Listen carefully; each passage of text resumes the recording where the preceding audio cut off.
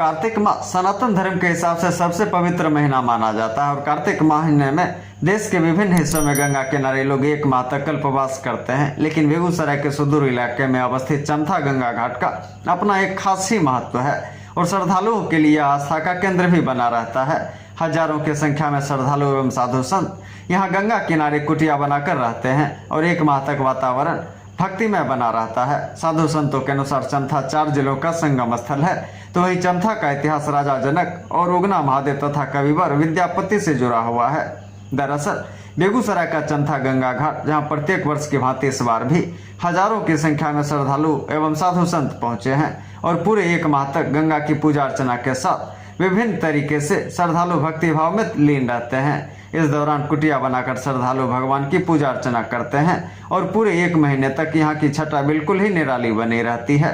चमथा गंगा घाट पर आए श्रद्धालु ननकी बाबा कहते हैं कि पिछले 45 वर्षों से इस घाट पर कार्तिक मास में कल्पवास में आते हैं। इनसे पहले उनके गुरु भी यहाँ कल्पवास करते थे। उन्होंने बताया कि जब भगवान भोलेनाथ उगना के रूप में कविवर विद्यापति के यहाँ उनके चाकर बनकर रहते थे और कविवर विद्यापति ने एक बार उगना के समक्ष गंगा स्नान की इच्छा जाहिर की थी और चलकर यहाँ आए थे और गंगा से 2 किलोमीटर की जब दूरी पर थे तब उन्होंने उगना से कहा कि अब वो थक गए हैं। जब गंगा स्नान के लिए वह इतनी दूर चल कर आए हैं तो क्या गंगा थोड़ी दूर नहीं आ सकती।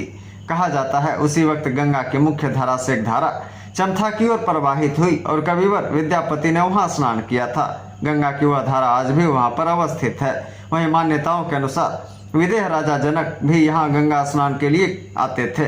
हालांकि लोगों की आस्था का केंद्र होने के बावजूद यह उपयुक्त सुख सुविधाओं का यहाँ घोर अभाव है।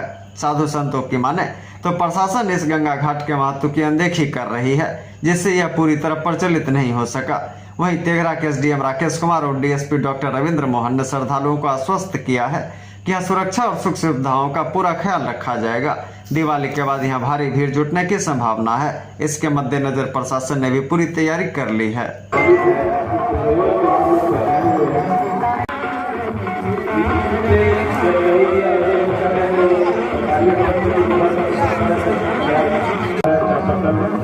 किया गया है। इस प्रकार ननकी बाबा ने हमारे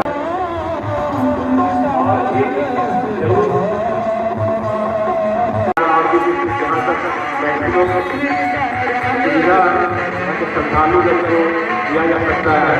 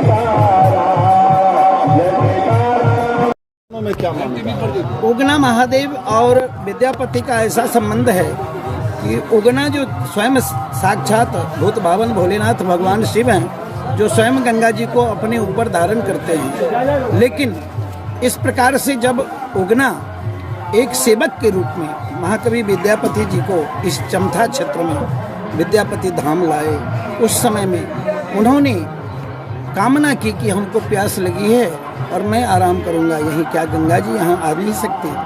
और उगना ने कहा कि बिल्कुल। और उगना थोड़ा सा अलग होकर के और स्वयं आवाहन करते हुए गंगा जी को वहाँ पर ले आए और जल पिलाया। और जल पीते ही वहाँ जो है विद्यापति जी आत्मसात करते हुए गंगा जी को अपने पावन लोक को चले गए। इसीलिए उगना का और विद्यापति जी का और गंगा जी का एक अनुनाश्रय संबंध है, जो संबंध शास्त्रों में खास करके जो है यह मिथिला का जो प्राचीन इतिहास है इसमें विशेष उल्लेख है। और यह इसलिए यह जो चमथा का परिक्षेत्र है परम पावन है। लेकिन भगवान भोलेनाथ और चमथा का अनुनाश्रय संबंध इसलिए है कि चमथा जो है गंगा जी का तलहटी है। यह मिथिला के परिक्षेत्र में यह चमथा का जो है ये मिथिला का शुरुआत चमथा से होता है, क्योंकि इस घाट का नाम है चौमथ घाट। 4 जिला का जो है ये समागम है। जैसे संगम होता है त्रिवेणी संगम, तो यहाँ 4 जिला का संगम है। उधर से पटना है, उधर से वैशाली है, उधर से दरभंगा या समस्तीपुर का है, और उधर से बेगूसराय मुंगेर का है। पहले मुंगेर था, बेगूसराय। तो इस प्रकार से 4 जिले का संबंध है। और यहाँ पर गंगा जी और उगना का संबंध का तो क्या कहना है। उनका तो संबंध ऐसा है कि जिस समय में भगीरथ ने तपस्या करी और राजा भगीरथ के तपस्या के बाद गंगा जी ने कहा, ब्रह्मा जी कहे कि इस तेज को कौन धारण करेगा, तो उस समय में भगवान शिव की तपस्या उन्होंने की भगीरथ जी ने, और भगवान शिव ने जटा बिखेर दिया, उसमें गंगा जी घूमती रही। फिर जटा को बांध लिया और उसी में गंगा जी घूमती रही। और भी मूलभूत सुविधाएं हैं, उसका ख्याल तो एसडीओ साहब रख ही रहे हैं। जहाँ तक कि सुरक्षा का सवाल है तो हमारे पुलिस अधीक्षक महोदय के निर्देशानुसार यहाँ पे 2 सेक्शन बल स्टेशन रहेगा, जो यहीं पे 24/7 उपलब्ध रहेंगे।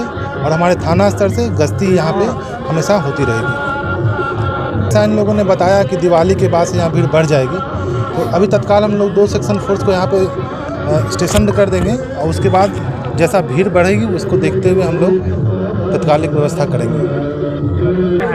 हर वर्ष की बात इस वर्ष भी चमथा में कल्पवास मेला का आयोजन किया गया है।